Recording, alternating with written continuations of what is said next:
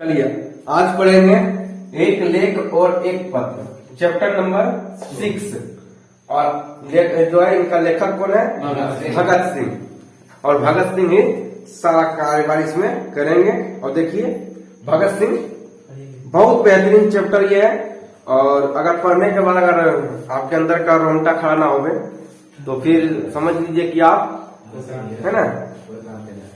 चलिए समझते हैं। एक लेख और एक पत्र, विद्यार्थी और राजनीतिक के बारे में। विद्यार्थी और राजनीति, इनकी विद्यार्थी और राजनीति के बारे में देखिए क्या कहते हैं।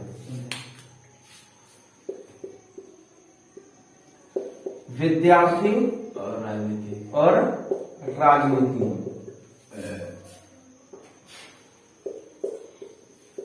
समझिएगा। चलिए इस बात का आप सुनिए बढ़िया से, है ना। इस बात का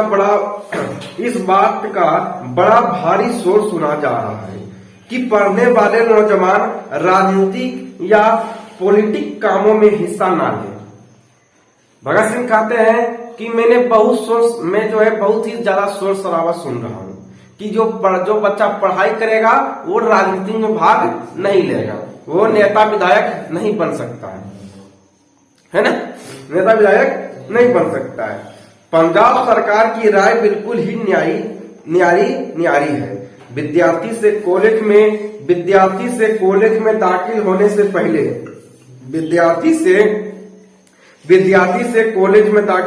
पहले इस आशय के शर्त पर हस्ताक्षर करवाए जाते हैं कि वे पॉलिटिक कामों में हिस्सा नहीं लेंगे। कहने का मतलब यह है कि जब बच्चों का एडमिशन होता है, जब बच्चों का कॉलेज में एडमिशन होता है तो पहले हस्ताक्षर करवा लिया जाता है, पहले साइन करवा लिया जाता है, एक पेज पर करवा लिया जाता है कि तुम पढ़ाई तो करोगे लेकिन राजनीति में हिस्सा नहीं ले सकते हो, तो ही तुम्हारा एडमिशन इस कॉलेज में होगा। समझ लीजिए कितना बड़ा भीड़ बना वाली बातें है कि जो पढ़ाई करेगा वह राजनीति में भाग नहीं लेगा, जो बकलोल है वही राजनीति में आएगा। ठीक है, जो बकलोल है वही राजनीति में आएगा, जो हरमुट एकदम है। आगे हमारा दुर्भाग्य की लोगों की ओर से चुना हुआ मनोहर, जो अब शिक्षा मंत्री है, स्कूलों कॉलेजों के नाम एक सर्कुलर या परिपत्र भेजता है कि कोई पढ़ने या पढ़ाने वाले पॉलिटिक्स में हिस्सा नहीं लेंगे।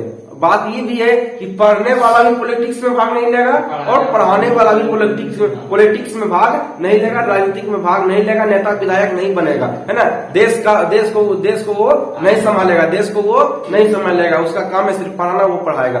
तुम्हारा काम है पढ़ना, तुम सिर्फ पढ़ोगे, है ना। राजनीतिक तुम भाग नहीं लेगे, तुम्हारा काम है एक वोट जाकर दे देना, जाके दे देना है। काम है तुम्हारा 500 रुपये ले लेना, 500 रुपये लेके जाके वोट दे देना है, बस इतना ही तुमको काम करना है ना। पॉलिटिक्स में भाग तुम नहीं ले सकते हो, न पढ़ने वाले और न पढ़ाने वाले। पूछा भी जाता है क्वेश्चन कि कैसे लोग जो है राजनीतिक भाग नहीं ले सकते। ऑप्शन में रहेगा पढ़ने और पढ़ाने वाले, डॉक्टर और मास्टर। ऑप्शन में 3-4 मिलेगा, तो पढ़ने और पढ़ाने वाले राजनीति में भाग नहीं ले सकते। आगे कुछ दिन हुए जब लाहौर में स्टूडेंट्स यूनियन या विद्यार्थी सभा की ओर से विद्यार्थी सप्ताह मनाया जा रहा था। कहने का मतलब यह है कि लाहौर में जो है स्टूडेंट यूनियन तो समझते हैं, स्टूडेंट यूनियन तो समझते हैं कि विद्यार्थियों का ग्रुप, है ना, विद्यार्थियों का समूह। कुछ दिन हुए जब लाहौर में स्टूडेंट यूनियन या विद्यार्थी सभा की ओर से विद्यार्थी सप्ताह का बैठक, विद्यार्थियों की तरफ से क्या था, तो सप्ताही बैठक था। वहां भी सर अब्दुल कदार और प्रोफेसर ईश्वर चंद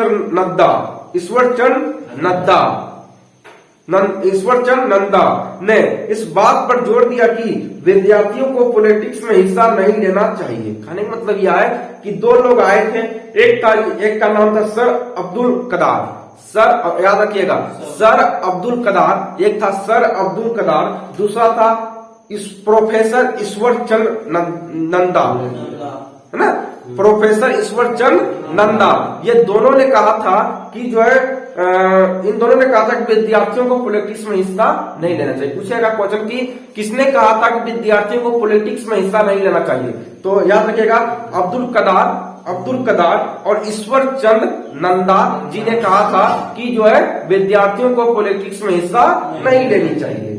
आगे बढ़ते हैं। पंजाब को राजनीतिक जीवन में सबसे पिछड़ा हुआ कहा जाता है, यानी कि पंजाब को जो है राजनीतिक के मामले में सबसे पिछड़ा हुआ कहा जाता है। ये हम नहीं, भगत सिंह कह रहे हैं कि पंजाब को राजनीतिक जीवन में सबसे पिछड़ा हुआ भाग कहा जाता है। इसका क्या कारण है? क्या पंजाब ने बलिदान कम दिए? पंजाब ने इस देश को आजाद कराने के लिए बलिदान कम दिए हैं? इसका कारण स्पष्ट है कि हमारे शिक्षा विभाग के अधिकारी लोग बिल्कुल ही बुद्धू है। आज पंजाब कैंसिल की कार्रवाई पढ़कर इस बात का अच्छी तरह पता चलता है कि इसका कारण यह है कि हमारी शिक्षा निकम्मी होती है। भगत सिंह कहते हैं कोई ऐसा बात नहीं है, हमारी सीधी सी बात है कि हमारी शिक्षा जो है वह निकम्मी शिक्षा होती है ना, निकम्मी शिक्षा है और फिजूल होती है, निकम्मी शिक्षा होती है और फिजूल होती है। और विद्यार्थी युवा जगत अपने देश की बातों में कोई हिस्सा नहीं लेता, उन्हें इस संबंध में कोई भी ज्ञान नहीं होता। जब वे पढ़कर निकलते हैं तब उनमें से कुछ ही आगे पढ़ते हैं। सही बात है, ये कहते हैं कि जब उनसे कोई पढ़ के निकलता है तो कुछ ही लोग आगे बढ़ते हैं। लेकिन जब कॉलेज वगैरह से कोई जब पढ़ के निकलता है, लेकिन कॉलेज से जब पास आउट होकर निकलता है तो कुछ ही लोग आगे की तैयारी कर पाते हैं, कोई चीज का तैयारी करते हैं। लेकिन वे ऐसी कच्ची बातें करते हैं कि सुनकर स्वयं ही अफसोस कर बैठ जाने के सिवाय कोई चारा नहीं होता। जिन नौजवानों को कल देश की बागडोर हाथ में लेनी है, उन्हें आज की अकल के अंधे बनाने की कोशिश की जा रही है। भगत सिंह कहते हैं कि जिस युवा को कल को हमारे देश की बागडोर को संभालना होगा, जिसको इस देश के हर एक चीजों में उसको भाग लेना पड़ेगा, उन्हें राजनीतिक में आना पड़ेगा, उसे नेता बनना पड़ेगा, देश को संभालना पड़ेगा। आज जब उन्हीं नौजवानों के मुंह से जब मैं बातें सुनता हूं तो कच्ची बातें बोलता है। कच्ची मतलब होता है बकलोल वाली बातें, नहीं कोई उसके पास ज्ञान वाली बातें नहीं है ना, बिल्कुल बेकार सी बातें करते हैं, है ना, किताबी नॉलेज के लिए करते हैं। उनके पास एकदम बकलोल वाला दिमाग है। जिसे कल की भागदौड़ समझना है, वो नौजवान जो है इसकी बातें जब सुनिएगा लगेगा कि सबसे मूर्ख वाला बातें ये बोलता है। अगला, या हम मानते हैं कि विद्यार्थियों का मुख्य काम पढ़ाई करना है, उन्हें अपना पूरा ध्यान उस ओर लगा देना चाहिए। लेकिन क्या देश की परिस्थिति का ज्ञान और उनके सुधार के उपाय सोचने की योग्यता पैदा करना उस शिक्षा में शामिल नहीं है? भगत सिंह कहते हैं कि मुझे पता है कि विद्यार्थियों का केवल काम है पढ़ना, केवल काम है पढ़ाई करना, मुझे पता है। क्या विद्यार्थियों को राजनीति के बारे में नहीं सोचना चाहिए? विद्यार्थियों को राजनीति के बारे में नहीं सोचना चाहिए? सोचना चाहिए। ये कहते हैं कि सोचना चाहिए, राजनीति के बारे में सोचना चाहिए, समझना चाहिए, है ना। अपने देश के अंदर क्या हो रहा है उसके बारे में जानकारी रखना बहुत जरूरी है। सिर्फ किताबी नॉलेज ही आपको काम नहीं देगा। भगत सिंह कहता है कि किताबी नॉलेज ही सिर्फ आपको काम नहीं देने वाला है, आपको थोड़ी सी जो है देश विदेश में क्या हो रहा है नहीं हो रहा है उस सब की जानकारी भी रखना बहुत ही जरूरी होती है। अगला है, यदि नहीं तो हम उस शिक्षा को निकम्मी समझते हैं जो सिर्फ क्लर्की करने के लिए ही हासिल की जाए। ऐसी शिक्षा की जरूरी ही क्या है? ये कहते हैं, भगत सिंह कहते हैं कि मैं वैसे शिक्षा को निकम्मी शिक्षा समझता हूं जिसमें केवल किताबी नॉलेज दिया जाता हो, जिसे सिर्फ किताबी नॉलेज दिया जाता हो और राजनीति के बारे में कुछ सिखाया नहीं जाता हो, वैसे शिक्षा को हम जो है निकम्मी शिक्षा समझते हैं। ठीक है, क्वेश्चन पूछा गया है कि निकम्मी शिक्षा किसे कहते हैं? निकम्मी शिक्षा भगत सिंह ने किसे कहा है? ठीक है, याद रखिएगा। आगे बढ़ते हैं। ऐसी शिक्षा की जरूरी ही क्या है। कुछ ज्यादा चालाक आदमी यह कहते हैं, काका तुम पॉलिटिक्स के अनुसार पढ़ो और सोचो जरूर, लेकिन कोई व्यवहारिक हिस्सा ना लो। कहने मतलब यह है कि भगत सिंह कहते हैं कि बहुत लोग ऐसे कहते हैं कि पॉलिटिक्स के बारे में पढ़ो, उसके बारे में नॉलेज भी रखो, लेकिन पॉलिटिक्स में हिस्सा ना लो। तुम अधिक योग्य होकर देश के लिए फायदेमंद साबित होगे। तुम यदि तुम अधिक योग्य होकर देश के लिए क्या होगे, तो फायदेमंद साबित होगे। बात बड़ी सुंदर लगती है, लेकिन हम इसे भी रद्द करते हैं, क्योंकि यह भी सिर्फ ऊपरी बात है। इस बात से यह स्पष्ट हो जाता है कि एक दिन विद्यार्थी एक पुस्तक appeal to the young Prince Kropotkin, appeal to the young, याद रखिएगा। एक विद्यार्थी था जिसने एक पुस्तक पढ़ा था, एक विद्यार्थी था जो कि एक पुस्तक पढ़ रहा था। उस पुस्तक का नाम था appeal to the young. Prince Kropotkin पढ़ रहा था, याद रखिएगा। पुस्तक का नाम पूछ देता है, appeal to the young Prince Kropotkin. आगे पढ़ रहा था। एक प्रोफेसर साहब कहने लगे, यह कौन सी पुस्तक है। देखिए, एक विद्यार्थी पुस्तक पढ़ रहा था, जिस पुस्तक का नाम था appeal to the young Prince Kropotkin. पुस्तक का लेखक का क्या नाम था, प्रिंस क्रोपोटकिन। किताब का नाम था अपील टू द यंग और लेखक कौन था, प्रिंस क्रोपोटकिन। तो वहीं जो है एक टीचर आया और उस विद्यार्थी से पूछा कि तुम क्या पढ़ रहे हो। एक प्रोफेसर साहब कहने लगे, यह कौन सी पुस्तक है, और या तो किसी बंगाली का नाम जान पड़ता है। लड़का बोल पड़ा, प्रिंस क्रोपोटकिन का नाम बड़ा प्रसिद्ध है।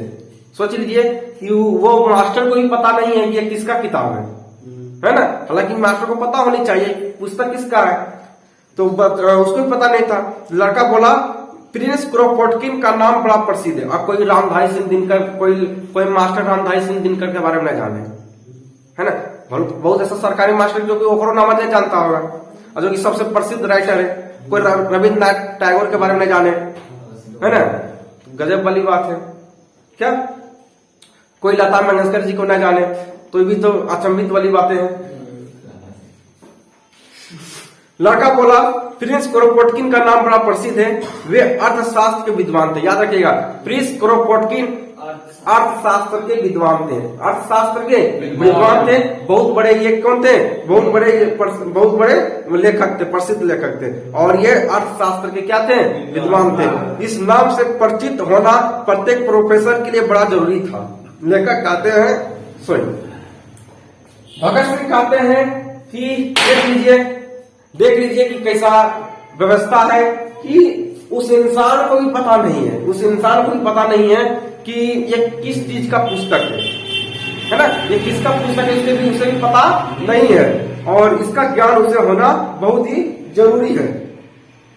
तो प्रोफेसर की योग्यता पर लड़का भी हंस पड़ा। लेकिन प्रोफेसर की योग्यता पर लड़का क्या किया, तो हंस पड़ा। सही बात है। अगर मान लिया जाए कि आप कोई सवाल पूछते हैं, आप मान किसी टीचर से सवाल पूछते हैं और उस सवाल के बारे में आपको पहले से पता रहता है, और उस सवाल के बारे में मास्टर नहीं बता पाता है, तो आपको भी हंसी आता है कि यार तुम तो इस क्लास के टीचर हो, और तुम इस लेवल के बच्चे को पढ़ाते हो, और तुम्हें इस हिसाब नहीं समझ हुआ, तो बड़ी हंसी वाली बात आ जाता है। उसी प्रकार इस लड़के को भी हंसी आ गया कि यार तुम अर्थशास्त्र के मास्टर हो, और अर्थशास्त्र के पुस्तक हम पढ़ रहे थे, और तुम्हें पता नहीं था ये किसका पुस्तक है ना। बड़ा विडंबनावाली बातें हैं। अगला, प्रोफेसर की योग्यता पर लड़का भी हंस पड़ा, और उसने फिर कहा, ये रूसी सज्जन थे। याद रखिएगा, प्रिंस क्रोपोटकिन जो था वो रूस के रहने वाले थे। कहाँ के थे, रूसी सज्जन थे, यानी रूसी के रहने वाले थे, रूसी कहर टूट पड़ा रूसी कहर टूट पड़ा। प्रोफेसर ने कहा कि तुम बोल्शेविक हो क्योंकि तुम पॉलिटिकल पुस्तक पढ़े हो। प्रोफेसर कहते हैं कि तुम बोल्शेविक हो, लड़का को कहता है कि तुम बोल्शेविक हो क्योंकि तुम जो है पॉलिटिकल पुस्तक पढ़े हो, पॉलिटिकल पुस्तक पढ़े हो।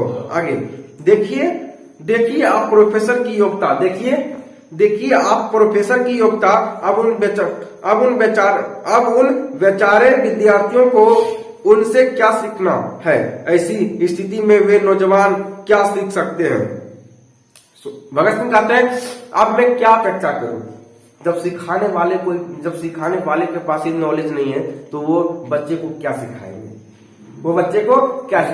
और आज भी आप लोग देखे होंगे बहुत ऐसे शिक्षक है जो कि गुमराह करके रखता है, उसके पास खुद नॉलेज नहीं है, फिर भी वह जिस तरीके बच्चे को पढ़ा रहा है, कैसे करके वो पढ़ा रहा है, कैसे करके बच्चा मेहनत के दम पे निकल रहा है। उसमें से अगर वो 100 बच्चा पढ़ा रहा है तो उसमें से जो है 20 बच्चा पास हो रहा है और सब ऐसे ही फेल हो रहा है ना। ऐसा गुमराह करके रख रहा है। इसी प्रकार ये कहते हैं कि भगत सिंह कहते हैं कि क्या अपेक्षा इस मास्टर के ऊपर किया जाए कि जिस सब्जेक्ट का वो टीचर है उसको पता नहीं है या किसका जो है किताब है ना। आप कैसे विश्वास करें सब मास्टर के ऊपर? अगला कहते हैं कि दूसरी बात यह है कि व्यवहारिक राजनीति क्या होती है? व्यवहारिक राजनीति क्या होती है? महात्मा गांधी, जवाहरलाल नेहरू और सुभाष चंद्र बोस का स्वागत करना और भाषण सुनना तो हुए व्यवहारिक राजनीति पर कमीशन या वायसराय का स्वागत करना क्या हुआ? क्या वह पॉलिटिक्स का दूसरा पहलू नहीं? सरकारों और देशों के प्रबंध से संबंधित कोई भी बात पॉलिटिक्स के मैदान में ही गिनी जाएगी तो फिर यह भी पॉलिटिक्स हुई कि नहीं? कहा जाएगा कि इससे सरकार खुश होती है और दूसरी से नाराज, फिर सवाल तो सरकार की खुशी या नाराजगी का ही हुआ। क्या विद्यार्थी को जन्मत ही खुशमाद का पाठ पढ़ाया जाना चाहिए? हम तो समझते हैं कि जब तक हिंदुस्तान में विदेशी डाकू नहीं पशु है पेट के गुलाम है तो हम किसी तरह कहें कि विद्यार्थी वफादारी का पाठ पढ़े। सभी मानते हैं कि हिंदुस्तान को इस समय ऐसे देश सेवकों की जरूरत है जो तन मन धन देश पर अर्पित कर दें।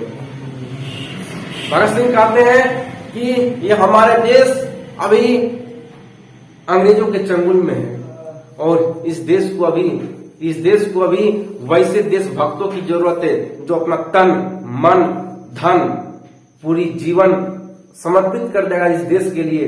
वैसे लोगों की जरूरत है, अभी वैसे लोगों की जरूरत है जो पढ़ा लिखा है ना। अभी वैसे लोगों की जरूरत है जो कि अपना पढ़ा लिखा भी हो लेकिन अपना तन मन धन पूरी जीवन इस देश के लिए अर्पित कर देगा तो ही देश जाकर ये आजाद हो सकता है। ये भगत सिंह कहते हैं। अगला, अर्पित कर दे पागलों की तरह सारी उम्र देश की आजादी के लिए न्यौछावर कर दे। ये कहते सारी जीवन पूरी जीवन देश के लिए अर्पित कर देगा वही तो सच्चा देशभक्त होगा। लेकिन क्या बूढ़ों में ऐसी आदमी मिल सकेंगे? ये कहते हैं, भगत सिंह कहते हैं अरे नौजवान तुम साथ नहीं दोगे, विद्यार्थी लोग तुम साथ नहीं दोगे, क्या बूढ़ा जो लाठी लेकर चल रहा है क्या हमारे इस युद्ध में आएगा? हमारे देश की सेवा करने के लिए वो लाठी जो पकड़ के चल रहा है क्या वो आएगा ये हमारे देश की सेवा के लिए?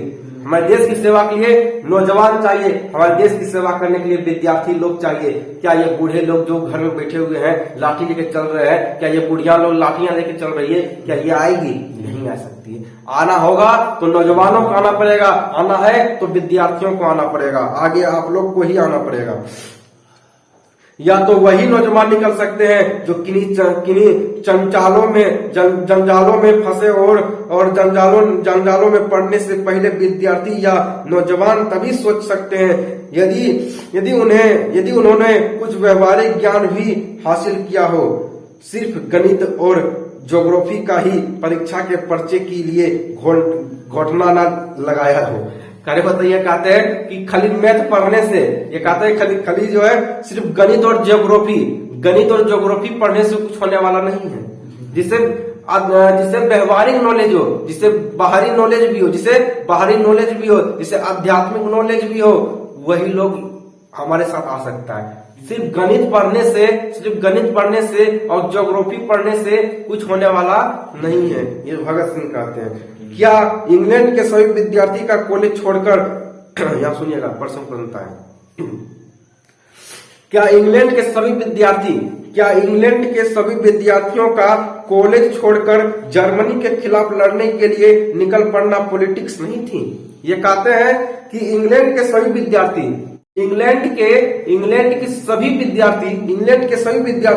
कॉलेज छोड़कर जर्मनी के खिलाफ लड़ाई किया था। इंग्लैंड के सभी विद्यार्थी अपने कॉलेज को छोड़कर जर्मनी के खिलाफ लड़ाई किया था। क्या वो पॉलिटिक्स नहीं था? वो पॉलिटिक्स नहीं था। तब हमारे उपदेशक कहां चले गए थे? हमारे उपदेशक मतलब हो गया कि हमारे देश के अंदर जो ये नेता विधायक लोग सिखाते हैं कि नौजवान को जो है इस देश आगे नहीं आना चाहिए, पढ़ने और पढ़ाने वाला इस देश में हिस्सा नहीं लेना चाहिए, है ना। जो बकलोल हमारी तरफ जो बकलोल है वही इस राजनीति में आएगा, है ना। वो सभी उपदेशक कहाँ चले गए थे? जब इंग्लैंड वाले जो विद्यार्थी थे, जब अपने कॉलेजों से निकलकर जर्मनी के खिलाफ लड़ाई किया था, तो हमारे देश के उपदेशक कहाँ चले गए थे? जो उनसे कहते जाओ कि जाकर शिक्षा हासिल करो। आज नेशनल कॉलेज अहमदाबाद के जो लड़के सत्याग्रह में बारडोली वाले की सहायता कर रहे हैं, क्या वे ऐसे ही मूर्ख रह जाएंगे? सभी देशों को आजाद करवाने वाले वहां के विद्यार्थी और नौजवान ही हुआ करते हैं। भगत सिंह कहते हैं कि कोई भी देश अगर आजाद हुआ है, तो आजाद होने का कारण है कि वहां के विद्यार्थी लोग जरूर शामिल हुआ होगा और नौजवान जरूर शामिल हुआ होगा, ना कि बूढ़ा शामिल हुआ होगा। बल्कि नौजवान और विद्यार्थी मिलकर ही देश को आजाद करवाया है, ना कि बूढ़े लोग करवाया है ना। तो ये बड़ी बात है। चलिए आगे, सभी देशों को अगला, क्या हिंदुस्तान के नौजवान अलग अलग रहकर अपना और अपने देश का अस्तित्व बचा पाएंगे? ये कहते हैं क्या हिंदुस्तान के हर एक लोग यदि अलग रहेंगे, क्या हिंदुस्तान के अस्तित्व बचा पाएंगे? क्या हिंदुस्तान के लोग अस्तित्व अपना बचा पाएंगे? क्या हिंदुस्तान के लोग जो है इस अंग्रेज के चंगुल से छूट पाएंगे कभी? नौजवान 1919 में विद्यार्थी पर किए गए अत्याचार भूल नहीं सकते। भगत सिंह कहते हैं कि जो 1919 में जो कांड हुआ था, क्या वो कांड भूल गए हो तुम लोग? वो कांड तुम लोग भूल गए हो जो 1919 में हुआ है? नहीं याद आ रहा है क्या? उस चीजों को भी याद करके खुद नहीं खोल रहा है कि इन लोगों ने हमारे देश के ऊपर क्या किया है, कितना अत्याचार किया? अभी तो भी जागो। वे यह भी समझते हैं कि उन्हें एक भारी क्रांति की जरूरत है। उस विद्यार्थियों को, उस नौजवान को सोचना चाहिए कि अब इस देश को बहुत बड़ी क्रांति की जरूरत है। वे पढ़े, ये कहते हैं कि तुम पढ़ना सही बात है, जरूर पढ़ो, साथ ही पॉलिटिक्स का भी ज्ञान हासिल जरूर करो, है ना। इस देश में क्या चल रहा है इसके बारे में भी जानो। कौन सा नेता, कौन सा विधायक क्या कर रहा है, नहीं कर रहा है, देश के लिए क्या कर रहा है, नहीं कर रहा है, इसके बारे में जानकारी भी होना बहुत जरूरी है। देश विदेश की जानकारी भी आपको में रखना चाहिए। करो, और जब जरूरत हो तो मैदान में कूद पड़ो। पढ़ाई करो, कोई दिक्कत नहीं है, लेकिन जब इस देश को तुम्हारी जरूरत पड़े तब मैदान में कूद पड़ो, है ना। अपना जो कलम कॉपी उसको छोड़ो और देश के लिए मैदान में कूद पड़ो। अपने जीवन इसी काम में लगा दे, अपने प्राणों का इसी से उत्सर्ग कर दे, वरन बच्चों का कोई उपाय नजर नहीं आता। अगला आप करेंगे, आप भगत सिंह लिखते हैं सुखदेव के नाम पत्र लिखते हैं। आप विद्यार्थी और राजनीति के बारे में समझा दिए, आप जबकि क्या लिखते हैं, आप सुखदेव के पत्र लिखते हैं।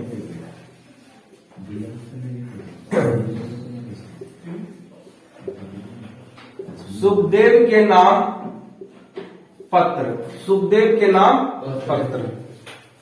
अब लिखेंगे सुखदेव के नाम पत्र। प्रिय भाई, प्रिय भाई, मैंने आपके पत्र को कई बार ध्यानपूर्वक पढ़ा। जब भगत सिंह जेल में थे तो सुखदेव ने पत्र लिखा था, तो ये कहते हैं मैं प्रिय भाई, प्रिय भाई, मैंने आपके पत्र को कई बार पढ़ा। प्रिय भाई, मैंने आपके पत्र को कई बार ध्यानपूर्वक पढ़ा। मैं अनुभव करता हूं कि बदली हुई परिस्थिति ने हम पर अलग अलग प्रभाव डाला है। जिन बातों से जेल के बाहर घृणा करते थे, जिन बातों से जेल के बाहर घृणा करते थे, वे आपके लिए अब अनिवार्य हो चुकी है, वे आपके लिए अब अनिवार्य हो चुकी है। इसी प्रकार मैं जेल से बाहर जिन बातों का विशेष रूप से समर्थन करता था, वे अब मेरे लिए विशेष महत्व नहीं रखती। उदाहरणतम में व्यक्तिगत प्रेम को विशेष रूप से मानने वाला था, क्योंकि भगत सिंह जो है वह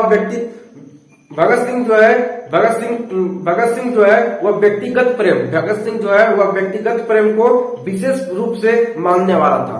पूछा गया प्रश्न है, याद रखिएगा कि भगत सिंह जो है वह व्यक्तिगत प्रेम को जो है वह मानने वाला था, व्यक्तिगत प्रेम को मानता था। व्यक्तिगत प्रेम को कौन मानता था?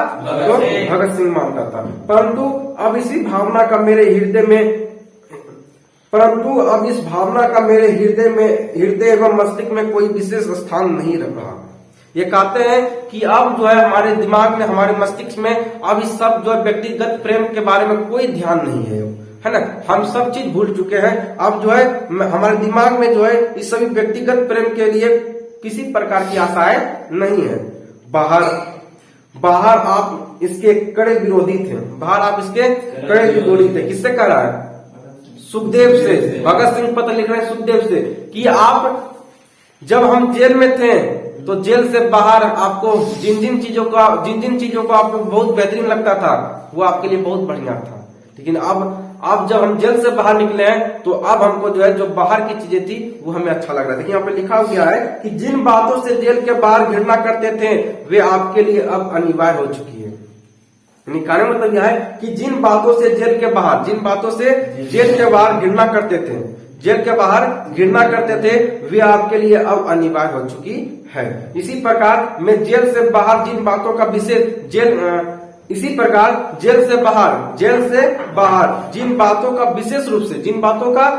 रूप से समर्थन करता था, वे अब मेरे लिए विशेष महत्व नहीं रखती है। आप इसे मानव जीवन का एक अत्यंत आवश्यक एवं अनिवार्य अंग अनुभव करते हैं और सहानुभूति से आपको एक प्रकार का आनंद भी प्राप्त हुआ है। आपको याद होगा कि एक दिन मैंने आत्महत्या के विषय में आपसे चर्चा की थी। भगत सिंह कहते हैं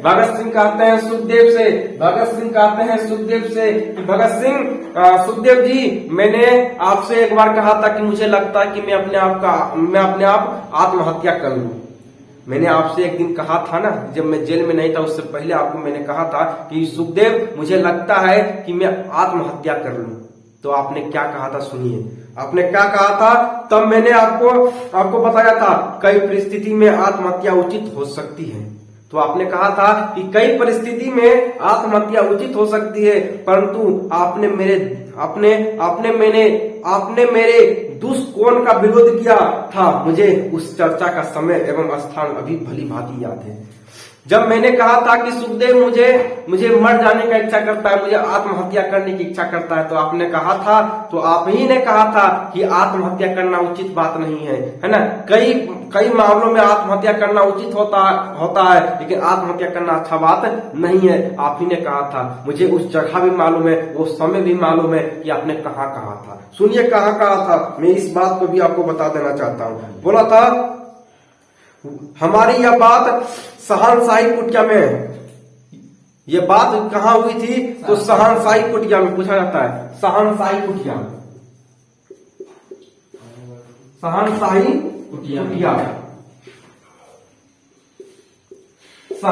कुटिया में हुआ था, शाम में। जब मैंने आत्महत्या के बारे में आपसे बोला था तो वो समय भी मुझे मालूम है और ये भी पता ही कहाँ हुआ था। तो शहनशाही कुटिया में शहनशाही कुटिया में शाम के समय हुई थी। आपने मजाक के रूप में हंसते हुए कहा था कि इस प्रकार की कायरता का कार्य कभी उचित नहीं माना जा सकता। और आप ही ने कहा था कि ये जो तुम भगत सिंह सोच रहे हो ना कि आत्महत्या हम करेंगे, कर लो, कोई दिक्कत नहीं है। अपने आप को तुम कहते हो ना, अपने आप को तुम कहते हो ना कि हम जो है बहुत बड़े वीर हैं, बहुत बड़े बहादुर हैं, और तुम सोच रहे हो कि हम आत्महत्या कर लें। ये देश क्या कहेगा? तुम्ही ने कहा था ना सुखदेव, तुम्ही ने कहा था कि ये देश तुम्हें क्या कहेगा भगत सिंह, कि भगत सिंह ने अंग्रेज के चलते जो है आत्महत्या कर लिया, यही तो कहेगा नौजवान। तो आप तुमने तो बहुत बड़ा लेक्चर दिया था उस समय, मुझे बात भी पता है। मुझे तूने ही कहा था कि भगत सिंह आत्महत्या नहीं करना, ये आत्महत्या करना उचित बात नहीं, तो ये घिरना काम होता है, ये घिरना काम होता है, आत्महत्या नहीं करना।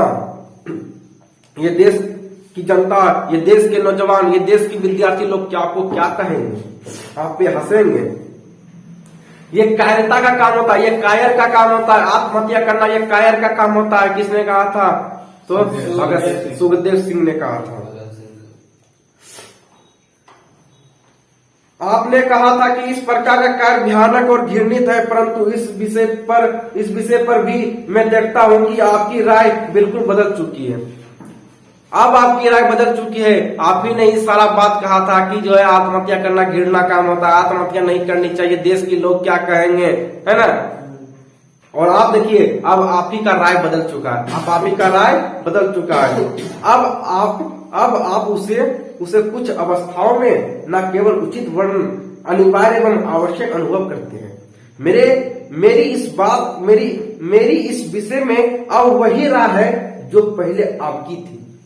अब भगत सिंह कहता है कि आप उस समय होशियार बन गए थे ना, उस समय हमको जो है बहुत बड़ा बड़ा लेक्चर दे रहे थे कि आत्महत्या करना घिरौना काम होता है, आत्महत्या जो है कौन करता है? कायर लोग करता है ना। तो अब जो है, अब जो पहले आप बात हमें सिखाते थे, अब मैं वही बात आपको भी सिखा रहा हूं कि अब आप कह रहे हैं कि अब पहले हम कहते थे कि आप आत्महत्या कर लें, पहले हम कहते थे कि आत्महत्या कर लेंगे, लेकिन अब आप कह रहे हो कि आत्महत्या हमको करने का इच्छा करता है। तो हम वही बात कहेंगे कि आत्महत्या करना कायर का काम होता है, आत्महत्या करना गलत बात है। अब हमारी भी राय नहीं बदलेगी। आगे चलिए, कहां चले? हाँ, मेरे इस विषय में अब वही राय है जो पहले आपकी थी, अर्थात आत्महत्या एक घिनौनी अपराध है। आत्महत्या क्या है? घिनौनी अपराध है, या पूर्णतः कायरता का कार्य है। ये पुनः जो है कायरता का कार्य है। अब देखिए, अब जो है वही भगत सिंह पहले कहता था कि मुझे आत्महत्या करने का इच्छा करता है, तो वही सुखदेव जी ने कहा था कि आत्महत्या करना जो है ये घिनौना काम होता है, ये आत्महत्या कायर लोग करता है, डरपोक लोग करता है, जो डर जाता है वही लोग आत्महत्या करता है। लेकिन अब जो है आप ही तो कह रहे हो, पहले आपकी राय कुछ दूसरी थी, अब आपकी राय बदल गई। अब जब आप आत्महत्या करना चाह रहे हो तो हम वही बात कहेंगे जो पहले आप हमें कहते थे कि आत्महत्या करना घिनौना काम होता है, आत्महत्या जो है कौन करता है? कायर लोग करता है। तो आज मैं वही बात आपसे भी कह रहा हूं कि आत्महत्या मत कीजिए, आत्महत्या कार्य करता है, आत्महत्या जो है वह डरपोक लोग करता है। आगे, यह पूर्णतः कायरता का कार्य, क्रांतिकारी का तो कहना ही क्या, क्रांतिकारी का कहना ही क्या, कोई भी मनुष्य ऐसे कार्य को उचित नहीं ठहरा सकता। ये भगत सिंह कहते हैं। अब वो भगत सिंह चढ़ा बढ़ा के उसको बोलने लगा कि आप जैसे सुखदेव जी, आप जैसे क्रांतिकारी लोग अगर आत्महत्या करेगा तो इस देश की नौजवान लोग क्या कहेंगे, इस देश के लोग क्या कहेंगे कि एक क्रांतिकारी ने आत्महत्या कर लिया। कल के जब आप इतिहास पढ़ाया जाएगा तो लोग यही कहेगा कि सुखदेव ने आत्महत्या कर लिया, अपने आप को बहुत बड़े क्रांतिकारी कहते थे और आत्महत्या कर लिया। आप कहते हैं कि आप यह नहीं समझ सके कि केवल कष्ट सहन करने से आप अपने देश की सेवा किस प्रकार कर सकते हैं। केवल कष्ट सहने से देश की सेवा नहीं होती है सुखदेव जी, आप समझिए, केवल कष्ट सहने से देश की सेवा नहीं होती है, दिमाग भी लगाना पड़ता है। आप जैसे व्यक्ति की ओर से ऐसा प्रश्न करना बड़े आशय की बात है, क्योंकि नौजवान भारत सभा के धैर्य सेवा द्वारा कष्टों को सहन करना एवं बलिदान करना को हमने सोच समझकर कितना प्यार किया था। मैं यह समझता हूं कि आपने अधिक से अधिक संभव सेवा की। अब समय है कि जो कुछ आपने किया है उसके लिए कष्ट उठाएं। दूसरी बात यह है कि यही वह अवसर है जब आपको सारी जनता का नेतृत्व करना है। ये कहते हैं कि भगत सिंह कहते हैं सुखदेव जी से कि इससे पहले जो हम रासलीला खेले थे, जो हम हर काम किए थे, आज जो है अब वक्त आ गया है कि इस देश को दिखाने का। अब वक्त आ गया है देश को जो है अंग्रेजों के चंगुल से छुड़ाने का। तब आप कहते हैं कि हम आत्महत्या कर लें, तो क्या ये बूढ़े लोग फिर क्रांतिकारी करेंगे? आप जैसे क्रांतिकारी जब मर जाएंगे, जब आप जैसे क्रांतिकारी फांसी लगाकर मर जाएंगे, आत्महत्या कर लेंगे, तो समझ लीजिए कि देश की क्या हाल होगा। तो क्या ये देश कभी क्या अंग्रेजों के चंगुल से छूट सकता है? नहीं सुखदेव जी, अब आप आत्महत्या वगैरह छोड़िए, अब देश के बारे में सोचिए कि देश को आजाद कैसे करवाना है। और इस पूरे ये पूरे भारत पर ये भारत को किस प्रकार से हम लोगों को अपने वीरता के द्वारा हमें एक बहुत बड़े क्रांतिकारी प्रसिद्ध होकर दिखाना है कि हम भी बहुत बड़े क्रांतिकारी हैं। ये चीज देश को दिखाना है कि एक छोटे से उम्र में हम बड़े काम करने जा रहे हैं, है ना। जिस उम्र में आज के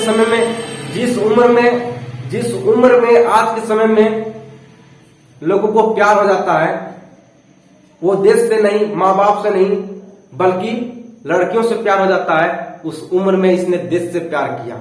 उस उम्र में इन्होंने भगत सिंह ने देश से प्यार किया और देश को आजाद कर दिया।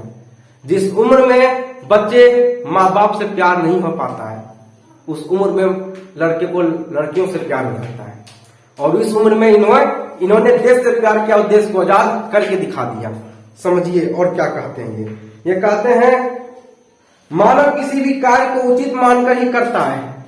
मानव किसी भी कार्य को क्या करते हैं? तो उचित मानकर ही करते हैं। मानव किसी कार्य को उचित मानकर ही करते हैं। जैसे कि हमने लेजिस्लेटिव असेंबली में, देखिए लेजिस्लेटिव असेंबली में बम फेंकने का कार्य किया था। कार्य करने के पश्चात उसका परिणाम और उसके फल भोगने की बारी आती है।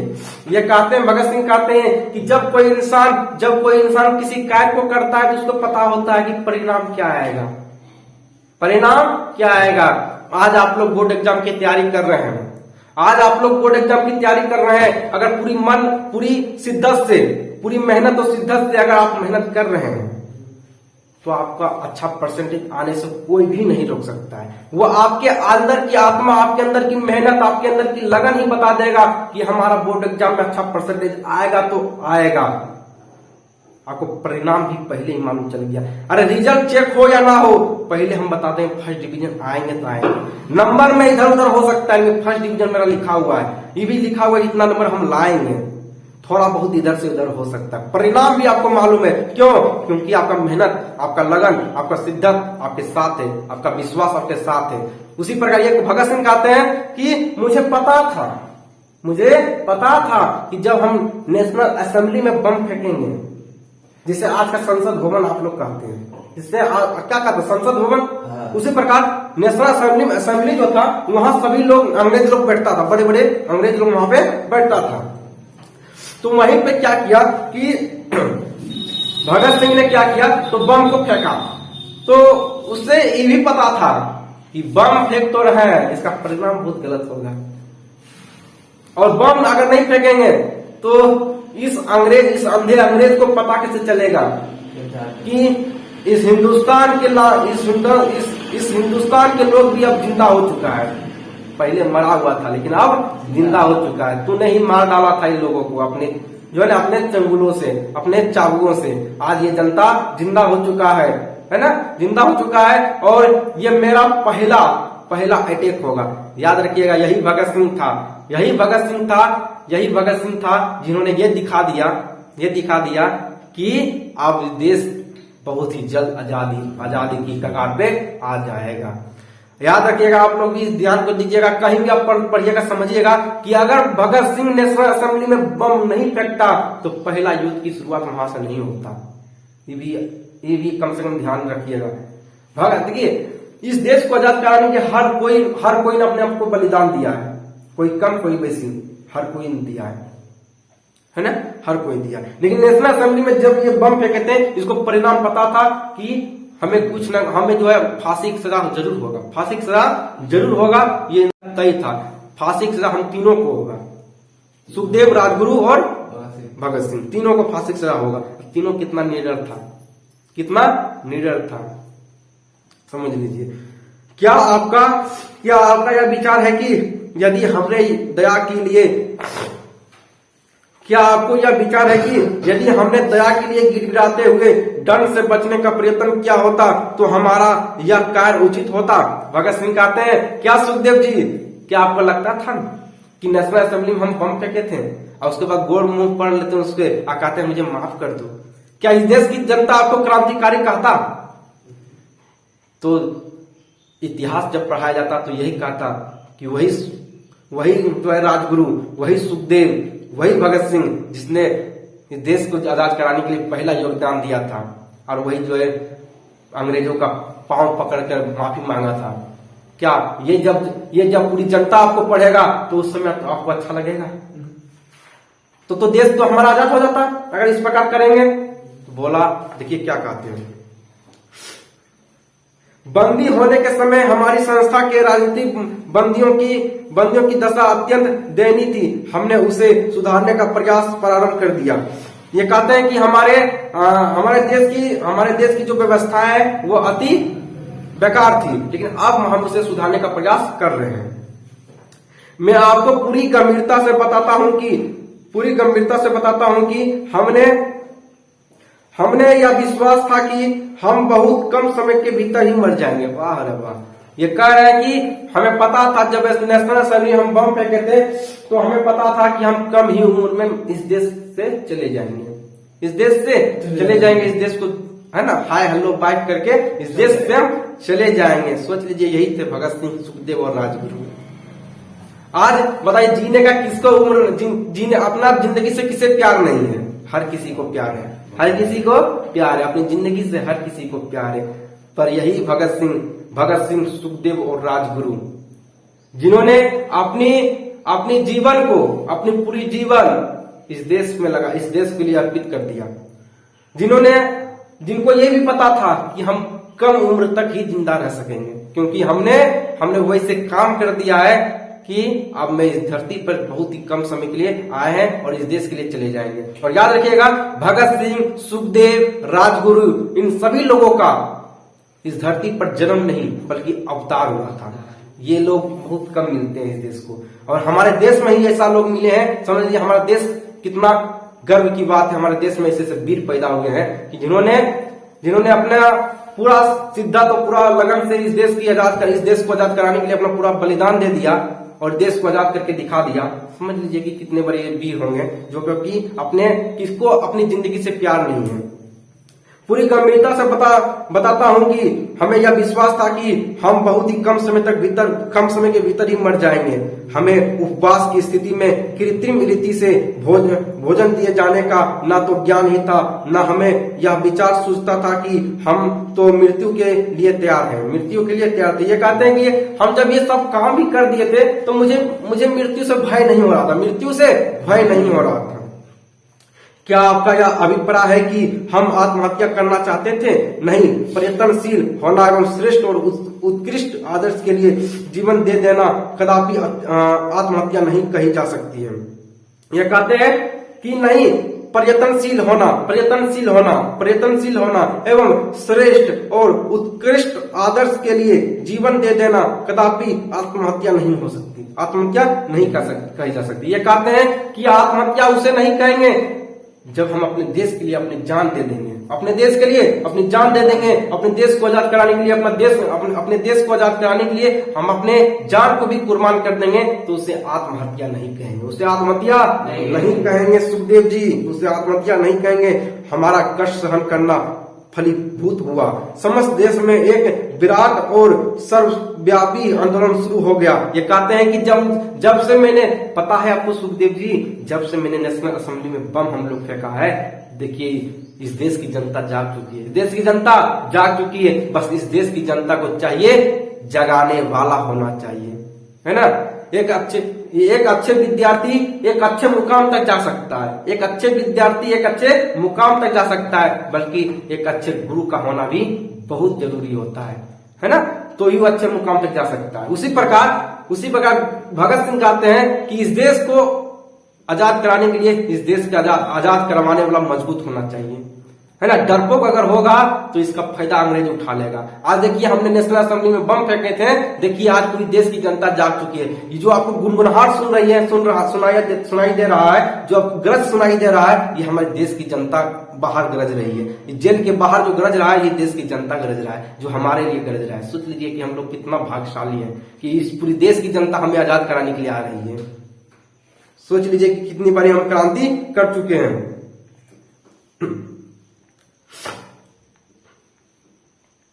अगला, हमारे मित्र श्री यतीन्द्रनाथ दास की मृत्यु तो अस्पृहणीय है, क्या आप इस आत्महत्या कहेंगे? हमारा कष्ट सहन करना फलीभूत हुआ, समस्त देश में एक विराट और सर्वव्यापी आंदोलन शुरू हो गया। हम अपने लक्ष्य में सफल हुए, इस प्रकार के संघर्ष में मरना एक आदर्श मृत्यु है। कहने मतलब यार, इस प्रकार के संघर्ष करके मरना ही, इस प्रकार के संघर्ष कर मरना ही क्या है, तो आदर्श मृत्यु है, आदर्श मृत्यु है। इसके अतिरिक्त हम में से जिन लोगों को यह विश्वास है कि उनको मृत्यु दंड दिया जाएगा, इससे अतिरिक्त हम में से जिन लोगों को यह विश्वास है कि उन्हें मृत्यु दंड दिया जाएगा, उनको धैर्य पूर्वक उस दिन की प्रतीक्षा करनी चाहिए जब यह सजा सुनाई जाएगी। ये कहते हैं कि हम लोगों में से जिसको भी, सुखदेव जी को या राजगुरु जी को, अगर आप लोगों को पता है कि, अगर हमें पता है कि हमें जो है, हमें क्या दिया जाएगा, तो हमें क्या दिया जाएगा, मृत्यु दंड। जब हमें मृत्यु दंड दिया जाएगा तो हमें उस दिन की प्रतीक्षा करनी चाहिए कि कब हमें अंग्रेज जो है मृत्यु दंड दे दे। सोच लीजिए, ये सारे ये थे। आगे,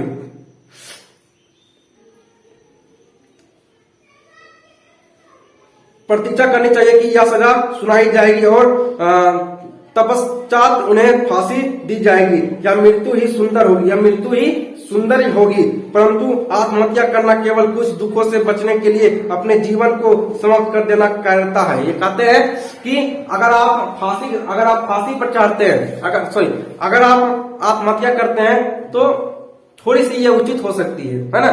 थोड़ा अपना कष्ट को छुपाने के लिए आप आत्महत्या करना है तो कोई बड़ी बात नहीं है। उसके बाद मैं आपको बताना चाहता हूं कि विपत्तियां व्यक्ति को पूर्ण बनाने वाली होती है। मैं और आप वर्ण में कहूंगा, हम में से किसी ने भी किंचित कष्ट सहन नहीं किया है। हमारे जीवन का यह भाग तो अभी आरंभ हुआ होता है।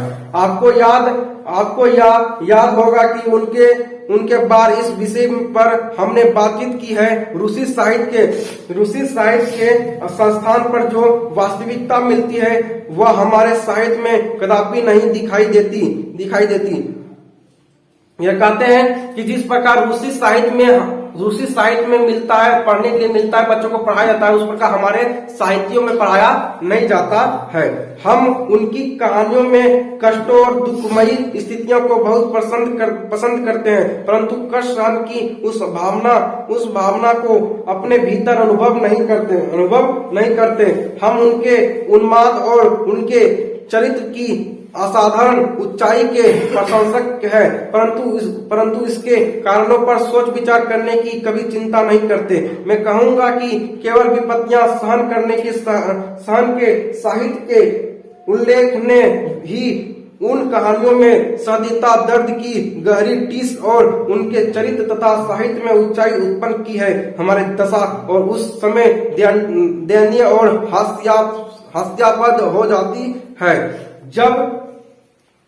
जब हम अपने जीवन में आकरण ही रहस्यवाद प्रविष्ट कर देते हैं। यद्यपि इसके लिए कोई प्राकृतिक या ठोस आधार नहीं होता। हमारे जैसे व्यक्तियों को जो प्रत्येक दृष्टि से क्रांतिकारी होने का गर्व करते हैं, सदैव हर प्रकार से उन विपत्तियों को, चिंताओं, दुखों और कष्टों को सहन करने के लिए तत्पर रहना चाहिए, जिनको हम स्वयं आरंभ किए हैं, संघर्ष के द्वारा आमंत्रित करते हैं एवं जिनके कारण हम अपने आप को क्रांतिकारी कहते हैं। ये कहते हैं, भगत सिंह कहते हैं कि जो भी लोग हमारे से क्रांतिकारी बनना चाहते हैं और चाहते हैं कि इस देश के लिए कुर्बान हो जाए, तो उन्हें हर कष्टों को सहना पड़ेगा, हर चीजों को सहन करना पड़ेगा, है ना। अंग्रेजों को चाबुकों की मारों को भी सहना पड़ेगा, है ना, पड़ेगा। और भगत सिंह कहते हैं कि रूसी साहित्यों में बहुत भयानक कहानियां लिखी गई है, बहुत अच्छे कहानियां लिखी गई है और अपने देश के क्रांतिकारी के कहानियां वहां के लोगों को पढ़ाया जाता है। रूसी साहित्यों में जो है बहुत बेहतरीन कहानियां लिखा गया है ना। और कहानियां किसका है, तो कहानियां उन वीर जवानों का है जिन्होंने जो है शहीद हुआ है। उन सभी कहानियों को उनके कॉलेजों, स्कूलों में पढ़ाया जाता है, लेकिन हमारे स्कूलों में नहीं पढ़ाया जाता है। अगर पढ़ाया जाता तो इस देश के विद्यार्थियों में खून जरूर खौलता कि हमारे देश को आजाद कराने के लिए कितने बड़े जो है वीर भक्त इस देश को आजाद कराने के लिए अपने जो है जान को भी कुर्बान कर दिया। और वैसे देशभक्तों के बारे में जब नहीं पढ़ाया जाता है तो समझ लीजिए कि कितना दुर्भाग्य वाली बातें हैं।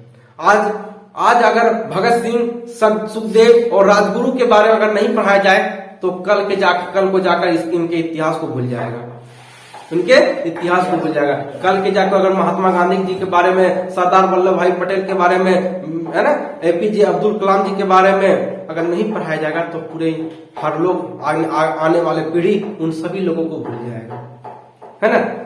सुभाष चंद्र बोस, बहुत सारे वीर भक्त हैं। अगर इन लोगों के बारे में, लाला लाजपत राय, अगर नहीं पढ़ाया जाएगा तो हर लोग इनके इतिहासों को भूल जाएगा, है ना, इनके इतिहासों को भूल जाएगा। तो बहुत बेहतरीन है ये पत्र है, ये एक पत्र है जो कि सुखदेव के नाम एक पत्र लिखते हैं और बहुत बेहतरीन चैप्टर है ये है। और इससे आगे हम जो है अगले दिन पढ़ेंगे, आज तक हम यहीं रहने देते हैं। चलिए फिर मिलते हैं नेक्स्ट